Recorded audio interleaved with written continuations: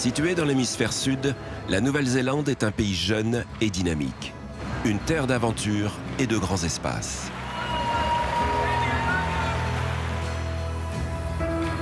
Avec ses 2 îles principales bordées par le Pacifique, l'île du sud de la Nouvelle-Zélande est la plus sauvage.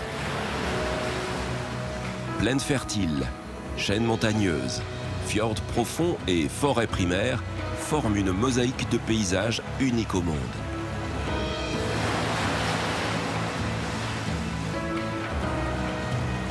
C'est aussi une terre fertile, où l'élevage du mouton et les richesses de la terre ont su attirer sur ses rivages des hommes en quête de fortune. Kia ora et bienvenue sur l'île de Jade, l'île du sud de la Nouvelle-Zélande.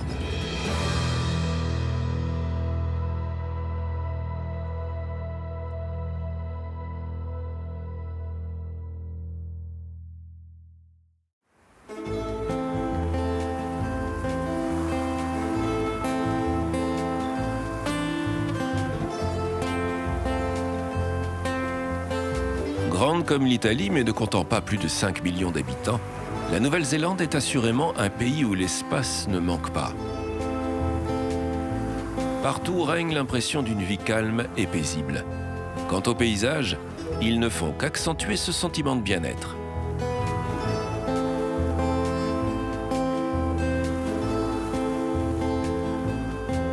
Jeune nation de l'hémisphère sud, la Nouvelle-Zélande n'est qu'à 2000 km de la côte est de sa grande sœur australienne et à 4000 km des glaces du continent antarctique. Cet État insulaire est composé de 2 îles principales séparées par le détroit de Cook. L'île du Nord, volcanique et subtropicale, et l'île du Sud, verte, sauvage et montagneuse.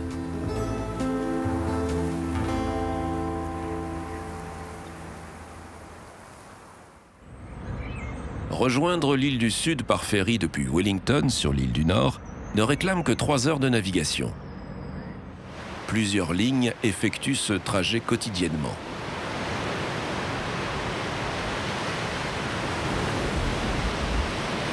Après un court passage par le détroit de Cook, connu pour ses vents puissants venant du large, les traversiers s'engagent ensuite au cœur d'un paysage d'anciennes vallées inondées par la mer, les Marlborough Sounds.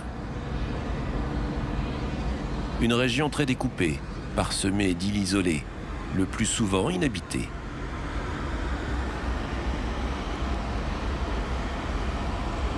Après avoir accosté dans la petite ville de Picton, située au fond d'un bras de mer, il faut emprunter la route du sud pour rejoindre la côte occidentale.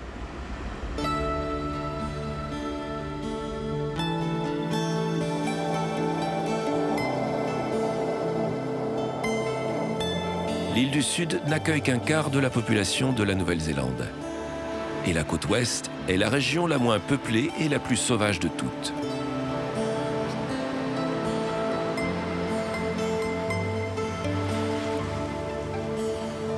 Bordée par la mer de Tasman, qui vient le plus souvent s'y fracasser, cette côte possède quelques sites géologiques remarquables. Véritable millefeuille géant de roches sédimentaires âgées de 30 millions d'années, les Pancakes Rocks de Punakeki forment des édifices de roches calcaires qui ont été sculptés par les vagues au cours du temps.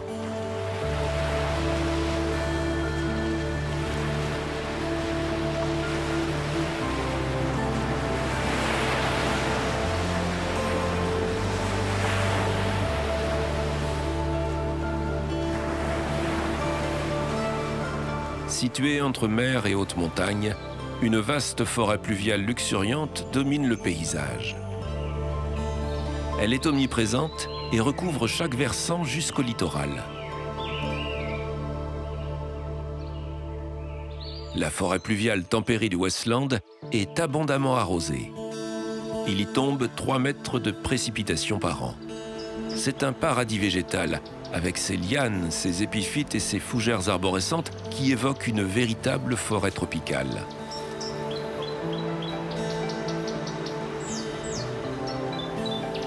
Proche de la mer, ce versant ouest des Alpes accueille 57 glaciers.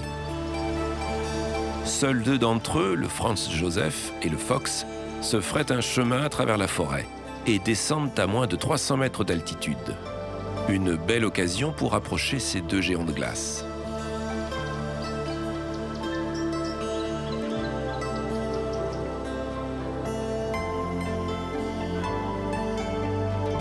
Malgré les 30 mètres de nouvelle neige enregistrés chaque année sur les sommets, le Fox a vu son front de glace reculer de 2,5 km en moins d'un siècle.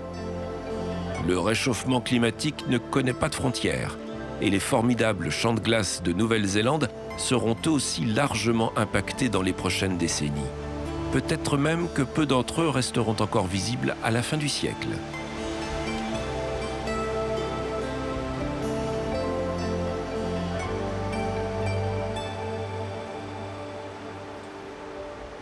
Cascades et ruisseaux viennent alimenter le bassin de la rivière Fox, qui rejoint la mer de Tasman. Ces cours d'eau tumultueux sont bien connus des Maoris, présents sur l'île depuis le XIIIe siècle. Les tribus nommèrent l'île sud Te Waipunamu, littéralement la rivière aux pierres vertes. Dans les rivières de la côte ouest, la néphrite y était traditionnellement récoltée. Le jade a exercé très tôt un pouvoir d'attraction pour les premiers habitants venus de Polynésie. Cette pierre semi-précieuse, qui ne se trouve que sur l'île sud, conserve une place centrale au cœur de l'identité maori.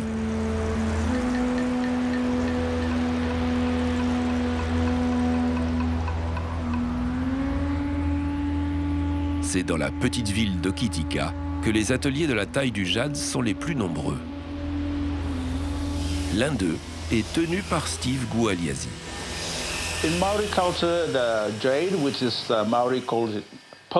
Dans la culture maori, on appelle le jade punamu. Pour les Maoris, c'est une pierre très précieuse qu'ils chérissent. C'est leur taonga, leur trésor, et on ne trouve le jade que sur l'île du Sud. Le punamu permet d'établir la paix entre les tribus. Parfois, on l'utilise pour fabriquer les tikis, des pendentifs ou bien des armes traditionnelles. Le jade est une pierre très difficile à sculpter. Sur une échelle de dureté de 1 à 10, 10 étant la dureté du diamant, le jade atteint 6,5 de dureté.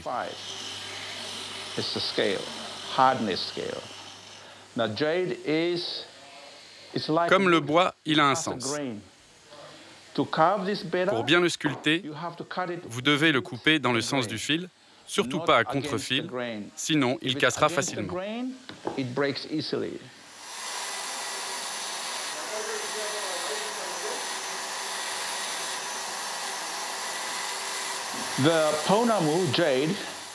Les filons de jade de Punamu appartiennent à deux entités. Une partie est exploitée par la Mafri Corporation, le reste appartient à Naitau. Naitau est un collectif tribal basé sur l'île du Sud. Sur notre côte ouest, il y a deux tribus de Iwi, Ngatiwewai ici et Makafiu au sud.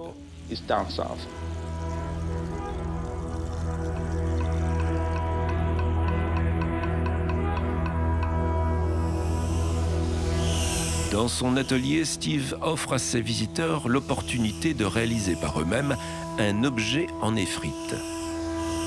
Seule contrainte, conserver l'esprit des coutumes locales. Il serait malvenu de fabriquer un présent pour soi. Car pour les Maoris, le punamu naturel est un don qu'offre la terre. Ainsi, l'objet sculpté doit à son tour être un don pour l'autre, une offrande.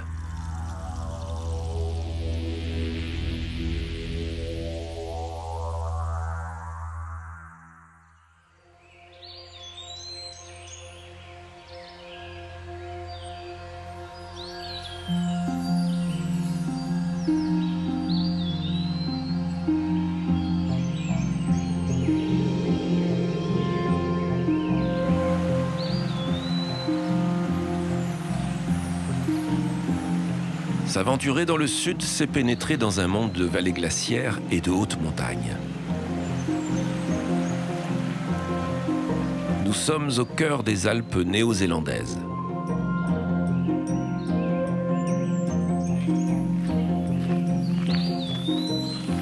vol d'oiseau, la côte ouest de l'île n'est qu'à 30 km. Mais la ligne de partage des eaux a contraint de nombreux cours d'eau à couler vers la côte est, pourtant distante, elle, de 150 km. C'est le cas pour la rivière Tasman, qui prend naissance au pied de la plus grande coulée glaciaire du pays. Le glacier Tasman s'est acharné à creuser et raboter la vallée dans laquelle il s'écoule. Désormais, ils font plus vite qu'ils ne se renouvellent, et un lac est apparu à ses pieds en 1973.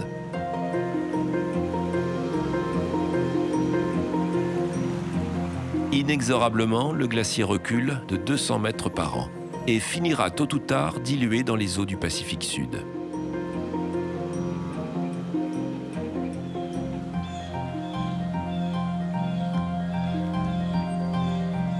Dominant les paysages et les hommes, la plus haute montagne de Nouvelle-Zélande culmine à 3724 mètres d'altitude. Le sommet a vu son appellation anglaise s'enrichir du nom historique et traditionnel maori pour officiellement donner naissance à l'Aoraki Moncuk.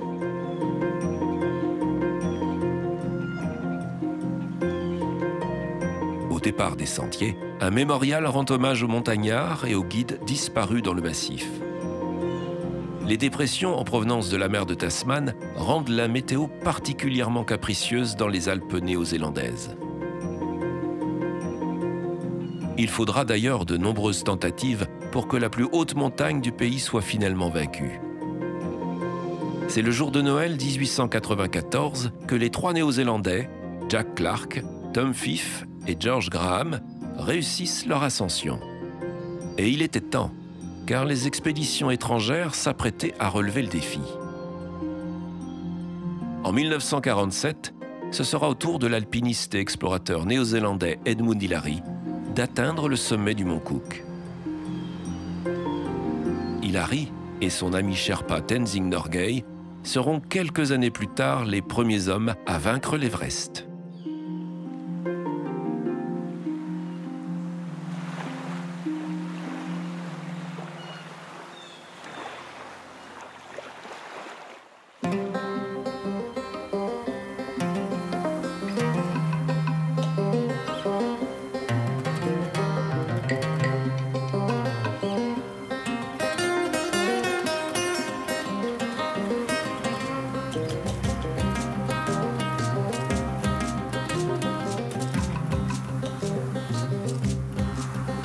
Sur la route qui relie les Alpes au Pacifique, une étape au cœur de la région du Mackenzie s'impose.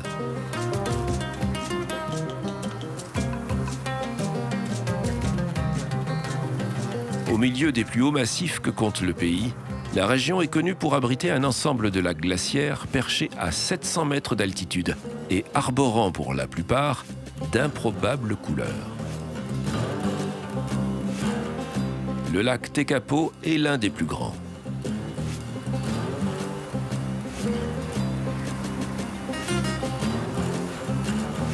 Sa couleur est due aux fines particules minérales arrachées aux montagnes environnantes par les glaciers qui alimentent le lac en eau de fonte. Cette poussière de pierre est si fine qu'une fois dans ses eaux, elle demeure en suspension et contribue à faire naître ce bleu turquoise si lumineux.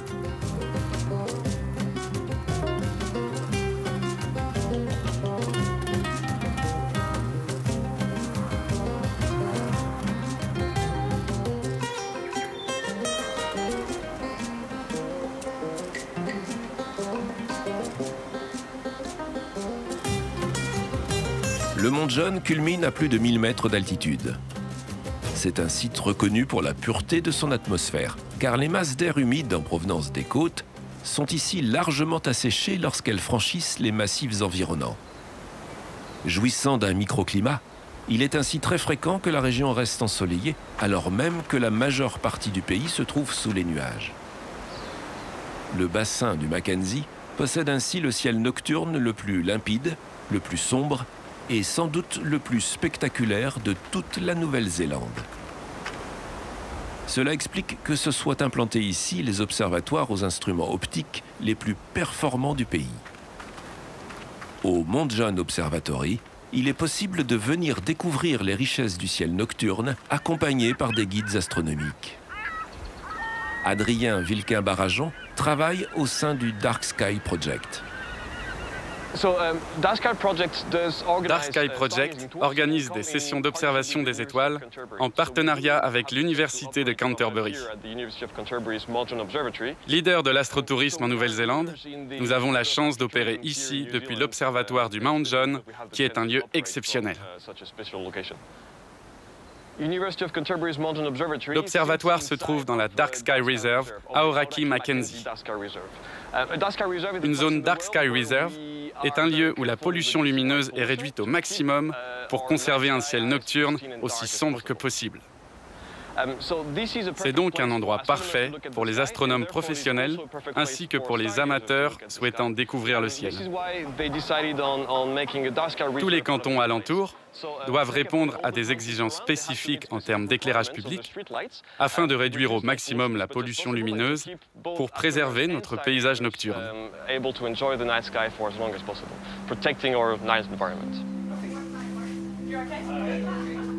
Chaque nuit, le centre accueille des visiteurs venant profiter des conditions exceptionnelles d'observation et désireux de découvrir au plus près les instruments d'optique à la pointe de la technologie.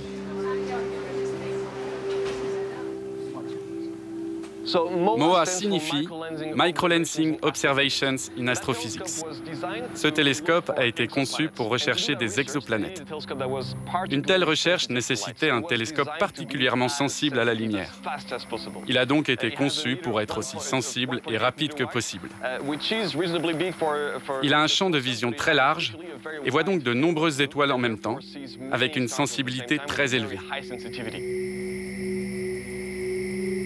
Les exoplanètes étant extrêmement difficiles à trouver, presque insaisissables, ce télescope a été conçu pour avoir la sensibilité la plus élevée possible. Il dispose donc non seulement d'un appareil photo ultra sensible, mais aussi d'un champ de vision très large. Petit bijou d'ingénierie, le télescope MOA est né d'une collaboration entre les chercheurs néo-zélandais et japonais. À ce jour, l'instrument a permis aux équipes d'astronomes de détecter pas moins d'une quarantaine d'exoplanètes. D'autres mondes lointains, qui pourraient eux aussi, pourquoi pas, abriter une vie au cœur de paysages aussi sauvages et envoûtants que ceux du lac Tekapo.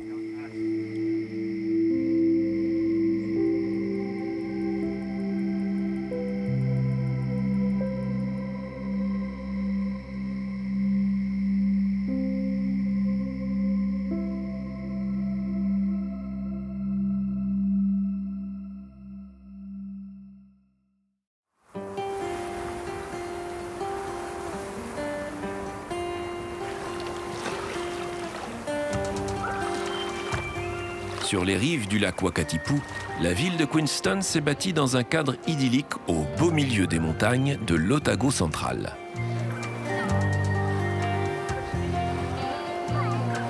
Petite ville charmante, c'est une station de ski réputée dans le pays, qui se transforme en cité balnéaire durant l'été austral.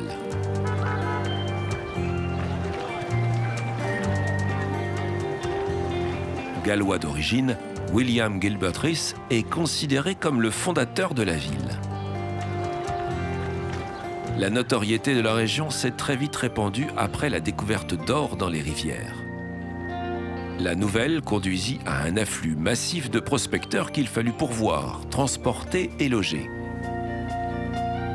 Mais la fièvre de l'or de l'Otago ne dura pas. Peu importe, Queenstown était né et poursuivra son développement.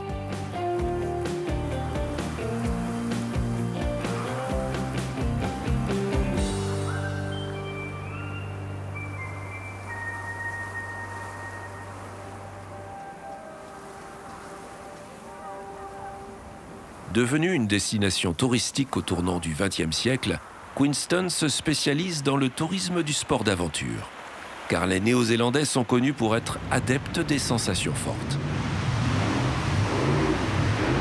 Pour ceux tentés par les sports mécaniques, le jetboat, basé sur une propulsion hydrojet, a été conçu dans les années 60 par un astucieux agriculteur de la région qui cherchait à naviguer sur les rivières peu profondes. L'eau, aspirée par une turbine, est puissamment éjectée à l'arrière du bateau. très vite, cette embarcation à réaction a été proposée aux touristes.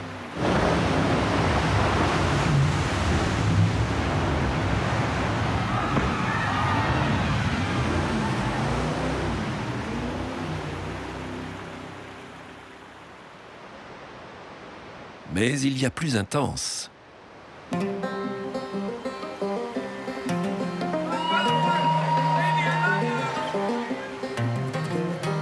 Une discipline pleine de sensations fortes, importée du Vanuatu, où les adolescents exécutent un saut dans le vide, les pieds attachés à une liane. Un rituel censé marquer leur entrée dans le monde des adultes. Le bungee est la formule moderne, mise au goût du jour par Alan John Hackett, un autre néo-zélandais au cœur bien accroché.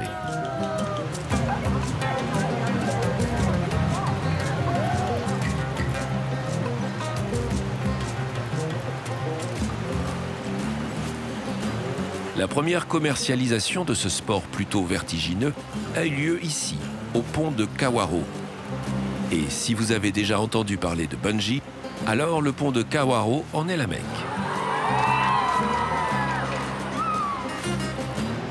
Surplombant les gorges de ces 43 mètres, c'est un lieu unique et amusant.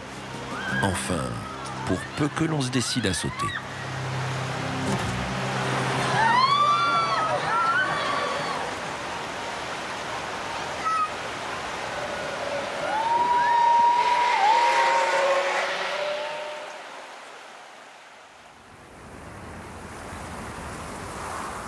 Le lac Wakatipu est le vestige d'un ancien glacier. Ses eaux d'un bleu émeraude proviennent des sommets à l'amont de la Dart River. Véritable château d'eau pour toute la région.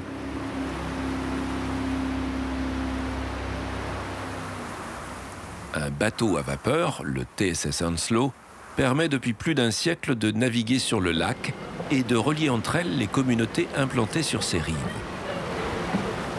Rénovée en 1986, l'élégante embarcation a accueilli à son bord la reine Elisabeth II d'Angleterre et le prince Philippe pour une croisière royale sur les eaux du lac. C'est le capitaine Ryan Hodges, petit-fils des propriétaires, qui est aux commandes du navire. L'Onslow est un bateau à vapeur historique. Il a été commandé par les chemins de fer néo-zélandais en 1910 pour fournir une extension du réseau ferroviaire et desservir les différentes villes le long des rives du lac Wakatipu. Il a été préfabriqué à Dunedin pour 20 000 livres de l'époque, puis il a été emmené par chemin de fer à Kingston et réassemblé ici pour être lancé en 1912.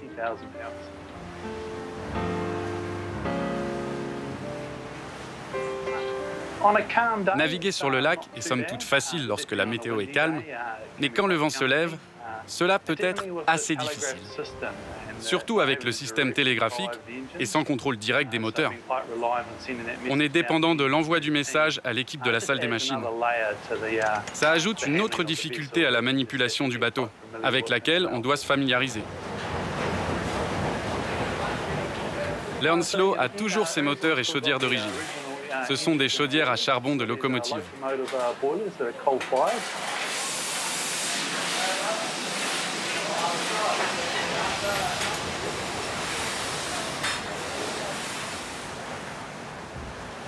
Elles produisent de la vapeur pour alimenter les deux moteurs à triple extension. 8 de ces moteurs à vapeur marchent à environ 300 chevaux et tournent à 140 tours par minute, ce qui nous donne une belle vitesse de croisière de presque 12 nœuds. C'est donc assez exceptionnel.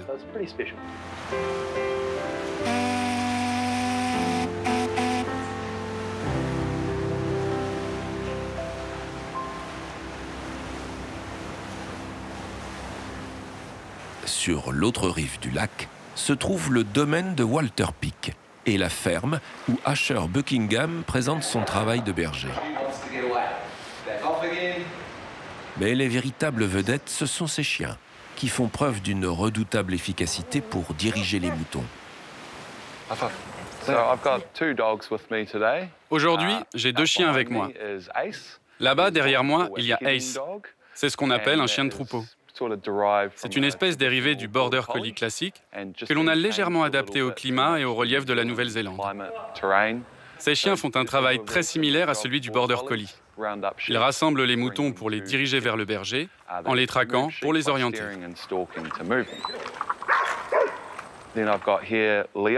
Et ici, j'ai Leo. Ce chien est un Huntaway. Les Huntaway sont élevés ici, en Nouvelle-Zélande, pour leur voix qui porte. Ils repoussent et orientent le troupeau grâce à un aboiement puissant et peuvent vraiment faire bouger les choses et mettre beaucoup de pression sur de grands troupeaux lorsque vous travaillez sur un terrain de montagne. Ce sont les deux races principales que nous avons ici en Nouvelle-Zélande.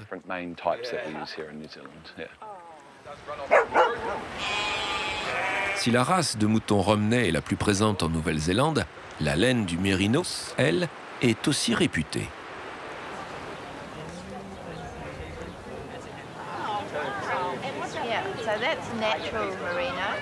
C'est du mérinos naturel après qu'il a été cardé. Cela fait beaucoup de filage car toute cette laine a été filée à la main.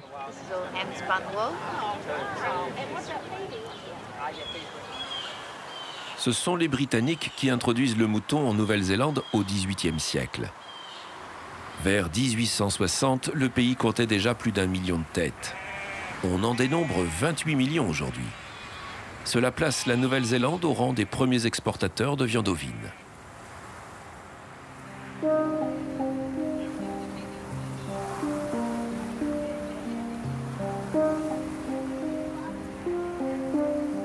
Au tournant du XIXe siècle, la Nouvelle-Zélande, jeune pays d'immigration, connaît une ferveur aussi intense qu'éphémère pour le métal jaune. De l'or est découvert dans les rivières de l'Otago central. Aussitôt, la nouvelle se répand et lance une improbable ruée de prospecteurs bien déterminés à faire fortune. Plus de 18 000 mineurs prendront part à l'aventure. La petite ville minière d'Arrowton naît après la découverte en 1862 de pépites d'or dans la rivière Arrow. Mais la fièvre retomba et Arrowton faillit tomber dans l'oubli comme d'autres villages de la région désormais abandonnés. C'est aujourd'hui un village pittoresque, l'un des mieux réhabilités, avec plus de 60 bâtiments d'époque, comme sur Buckingham Street, la principale rue commerçante.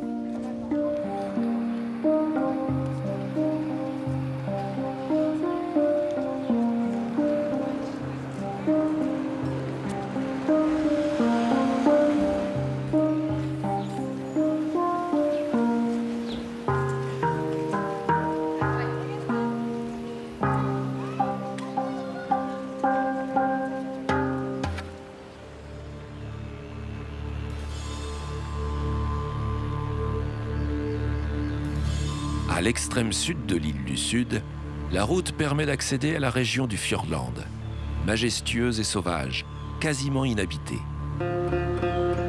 Avec pas moins de 300 jours de pluie par an, cumulant 7 mètres d'eau, le Fiordland est considéré comme l'un des endroits les plus humides sur Terre.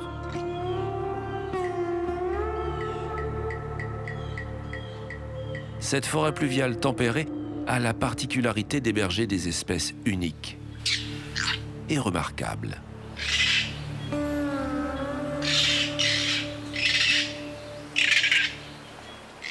Au cœur de ce territoire, ces cris trahissent la présence du nestor superbe.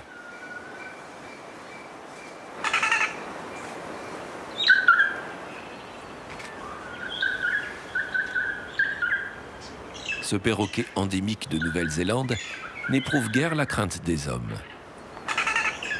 Cette attitude surprenante s'explique aisément. En évoluant à l'écart du monde et sans réels prédateurs dans leur milieu, les oiseaux de Nouvelle-Zélande n'ont pas eu besoin de développer de réflexes de méfiance. Certains d'entre eux ayant même perdu l'usage de leurs ailes.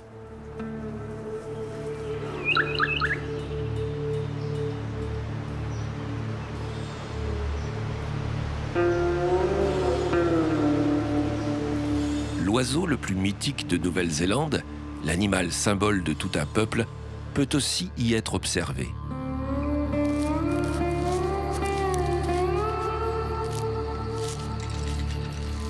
De la taille d'une poule et pesant 2,5 kg, ce kiwi a passé la journée au repos dans une cavité et a attendu la nuit noire pour sortir à la recherche de nourriture. Grâce à un odorat très développé, c'est avec son bec qu'il sonde le sol et localise les petites proies dont il se nourrit.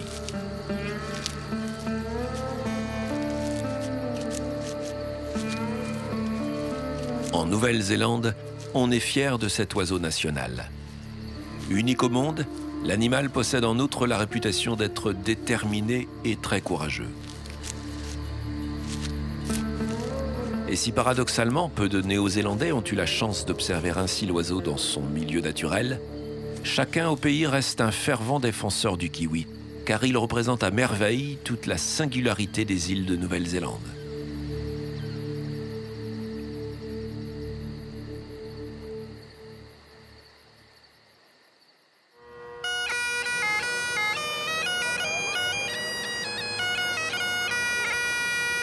De retour sur la côte pacifique, la ville de Dunedin est la capitale de l'Otago. Cité fondée par des colons écossais en 1848, elle affiche clairement ses origines. Surnommée l'Édimbourg du Sud, ses habitants se plaisent à entretenir son particularisme.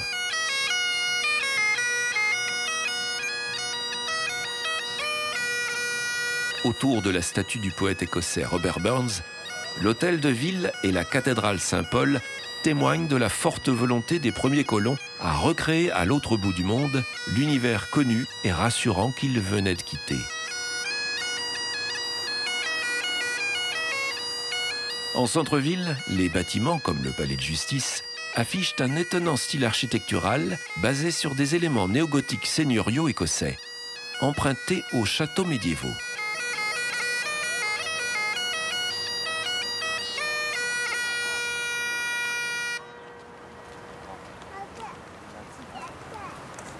Mais l'édifice le plus emblématique de cette cité tranquille demeure la gare ferroviaire construite en 1906 dans le plus pur style victorien. Cette gare est un véritable musée, ouvert aux visiteurs mais encore en fonction.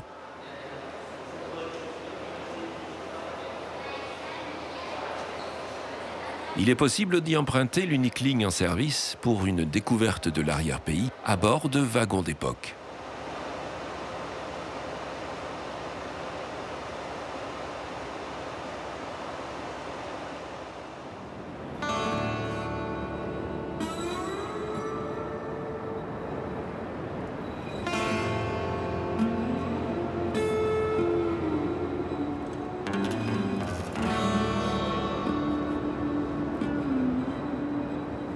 Dunedin est la porte d'entrée de la péninsule d'Otago, région maritime et espace naturel accueillant une faune assez exceptionnelle.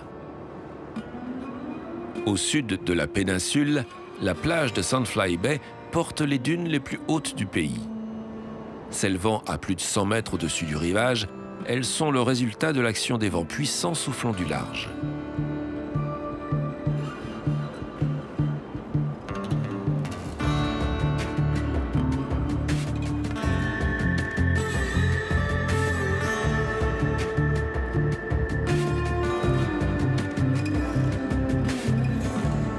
Les tribus maoris installées dans la péninsule ont vu arriver les premiers navires européens et leur cohorte de chasseurs à la recherche des otaries et des baleines qu'ils convoitaient. Ces espèces sont aujourd'hui protégées et les plages de la péninsule sont connues pour abriter des lions de mer. De la même famille que les otaries à fourrure, les lions de mer sont d'un tout autre gabarit, plutôt du genre poids lourd. La cohabitation avec les hommes est habituellement tranquille, mais mieux vaut garder ses distances, car un lion de mer brusquement réveillé peut devenir de très mauvaise humeur. Les Néo-Zélandais le savent, les touristes un peu moins. Un mâle adulte pouvant atteindre 300 kg, on peut aisément imaginer les risques encourus sous l'une de ces charges. Garder ses distances semble donc plus prudent.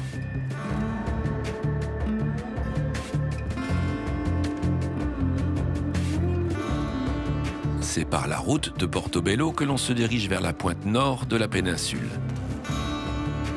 Il faut savoir lever le pied et profiter des paysages. D'ailleurs, les signalisations routières invitent à la prudence. La route longe la baie d'Otago Harbour, un port naturel parfaitement protégé des vents, dont les eaux poissonneuses sont une manne pour des milliers d'oiseaux de mer.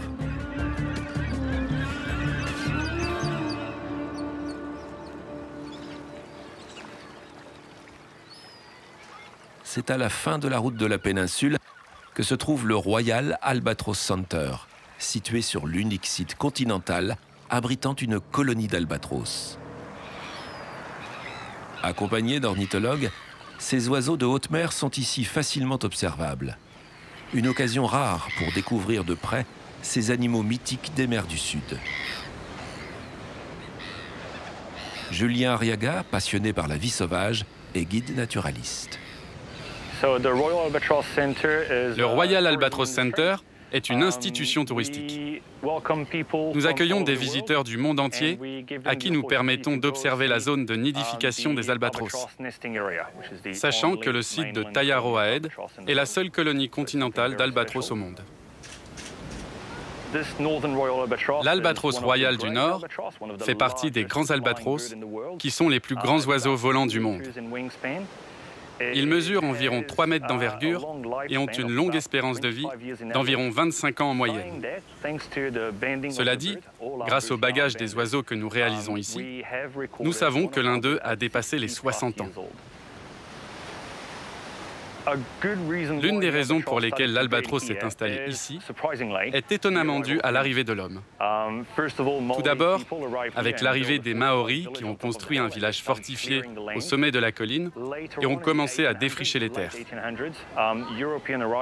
Plus tard, à la fin du 19e siècle, les Européens arrivent et construisent des fortifications et petit à petit tracent des pistes et des routes, offrant ainsi aux albatros de nombreux endroits pour faire un nid.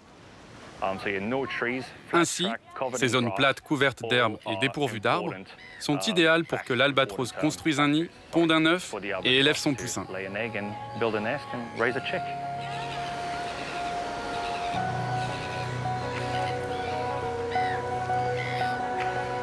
Le centre est aussi connu pour l'observation d'une autre espèce d'oiseau présente en grand nombre sur les côtes néo-zélandaises.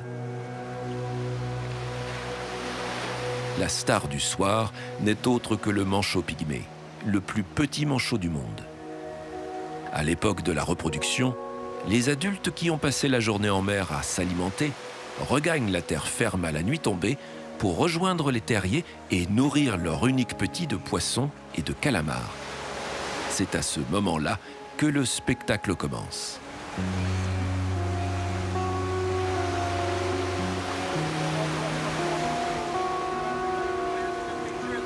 Aujourd'hui, les manchots pygmées sont en mauvaise posture. La perte de leur habitat est due en partie au développement urbain qui empiète sur ces zones de reproduction. Heureusement, les actions menées par le Royal Albatros Center sensibilisent largement le public et œuvrent à la préservation de cette espèce fragile.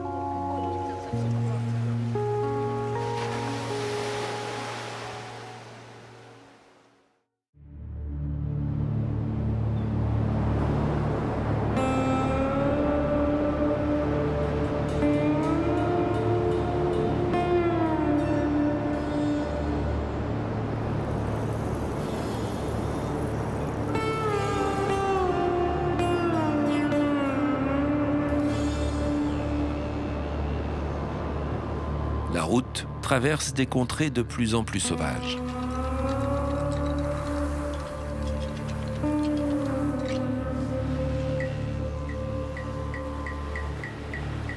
Sur une plage proche de Moeraki, s'observent alignées comme posées sur le sable des formations géologiques originales, des roches sphériques, les boulders de Moeraki.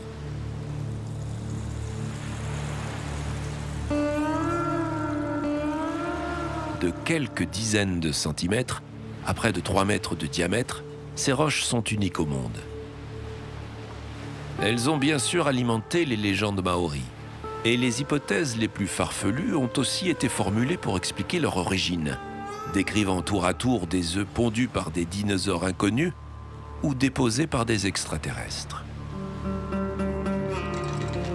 Mais la réalité est tout autre, et comme à chaque fois, un peu moins poétique.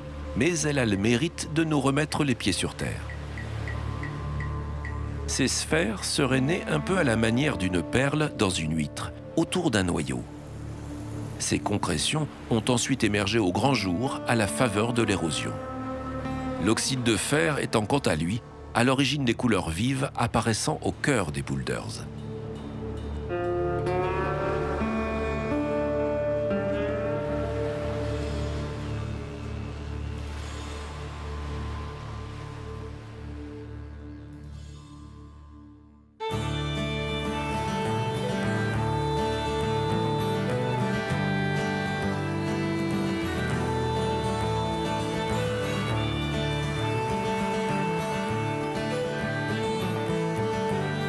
En poursuivant le long de la côte Est, apparaît la péninsule de Banks.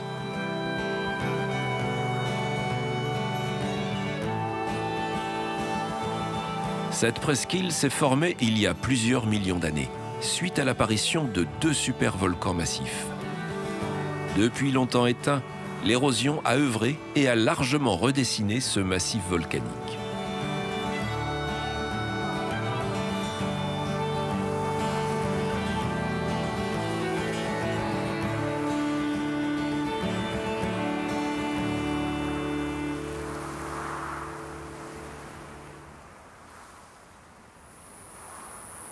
C'est à l'explorateur et cartographe James Cook que l'on doit la première description du site en 1770.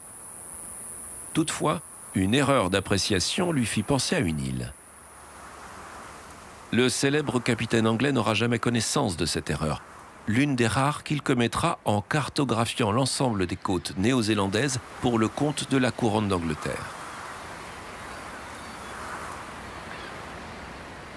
Ces massifs de collines déboisées et couverts de pâturages surplombent la mer alors qu'une multitude de baies s'y engouffrent profondément. C'est dans la baie d'Akaroa que se situe le plus français des villages de Nouvelle-Zélande.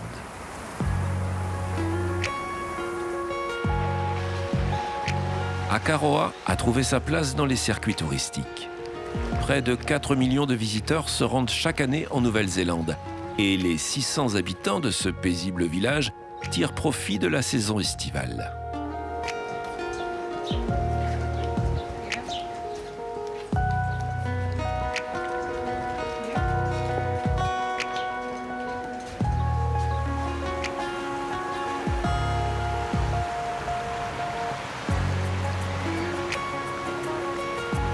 Quel contraste avec les années 1830 où l'île sud n'était peuplée que par les tribus maoris et où les chasseurs de baleines n'osaient à peine débarquer sur ces rivages qu'ils jugeaient alors dangereux. Mais en 1838, un Français ambitieux du nom de Jean-François Langlois, jeune capitaine de baleinière, négocia l'achat de la péninsule avec les tribus maoris locales. Le Français avait dans l'idée de coloniser la région. Et sans doute plus largement toute l'île sud de la Nouvelle-Zélande, où les Anglais n'étaient pas encore présents. À l'issue des tractations, Langlois rejoint l'Europe afin de réunir les fonds nécessaires à son projet, ce qu'il réussit en partie grâce à l'aide de l'État français. De retour en août 1840, à la tête d'une petite expédition appuyée par un navire de guerre, Langlois pense lancer la colonisation française de ces terres du bout du monde. Trop tard, l'Union Jack flotte sur l'île, car depuis le 6 février 1840 et la signature du traité de Waitangi entre la couronne britannique et les chefs tribaux maoris, l'ensemble des terres est officiellement sous domination anglaise. Les 53 passagers qui ont pris part à l'aventure sont toutefois autorisés à débarquer. Et Akaroa demeurera l'unique et éphémère témoin de la présence française de Nouvelle-Zélande.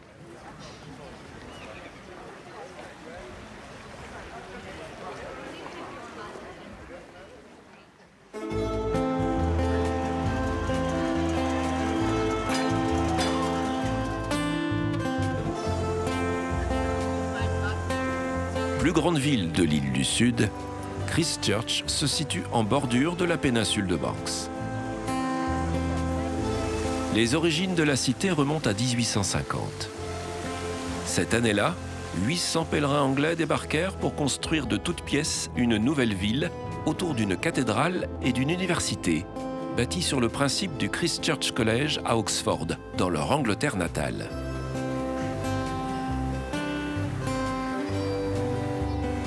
L'architecture néogothique transparaît dans l'ancienne université du Canterbury. Cet ensemble de 22 bâtiments, véritablement remarquables, date de 1878.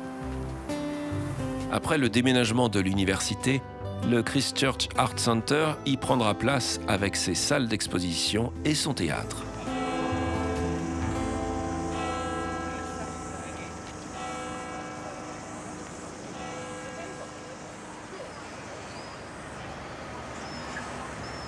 La seconde pièce néogothique majeure de la ville était sa cathédrale anglicane. L'édifice, aujourd'hui en partie effondré, témoigne de la tragédie qu'a vécue Christchurch le 22 février 2011. À 12h51, un séisme de magnitude de 6,3 sur l'échelle de Richter ébranla la ville et toute sa région. Suite à cette secousse sismique et à la réplique qui eut lieu 13 minutes plus tard, on dénombra 185 victimes et plus de 2000 blessés.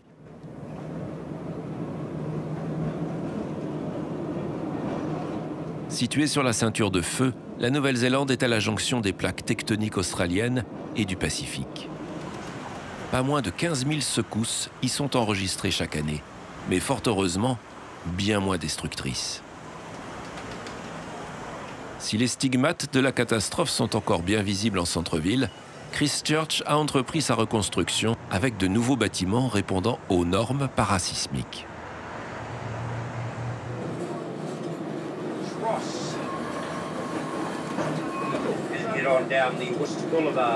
La ligne de tramway datant de 1905 a repris du service et propose à nouveau son circuit en centre-ville. Un premier arrêt dans la rue piétonne de New Regent Street permet de profiter des restaurants et des terrasses de café au pied des maisons colorées de style mission espagnole. Inaugurée en 1932, la rue est un site classé.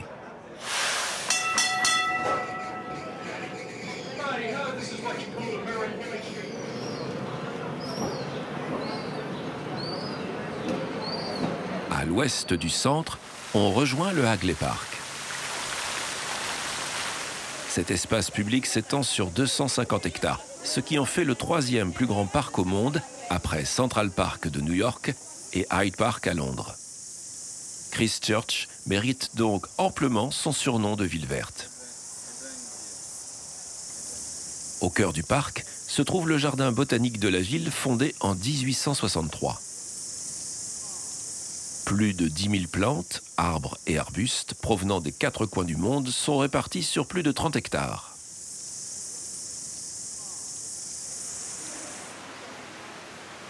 Face à la grande serre Cunningham se trouve le jardin de roses et sa remarquable collection d'hybrides et de cultivars. C'est la première roseraie du pays, créée en 1909. 250 variétés de roses y sont cultivées, comme l'Absolutely Fabulous ou la Paddy Stevens.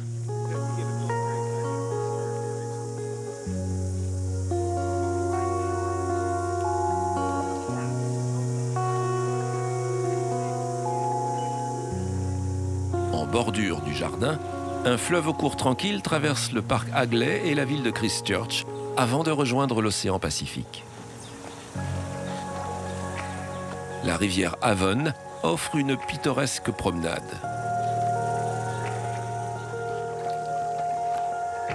On embarque à bord d'un punt traditionnel, une barque à fond plat que des canotiers en costume édouardien propulsent avec agilité à l'aide d'une longue perche. Comment s'imaginer au cœur de la troisième plus grande ville de Nouvelle-Zélande et de ses 350 000 habitants?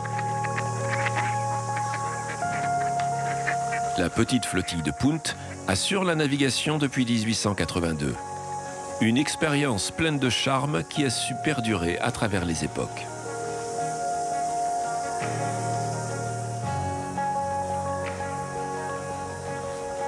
La croisière se termine au hangar à bateaux d'Antigua. Ces bâtiments historiques forment avec les promenades en barque un véritable musée vivant.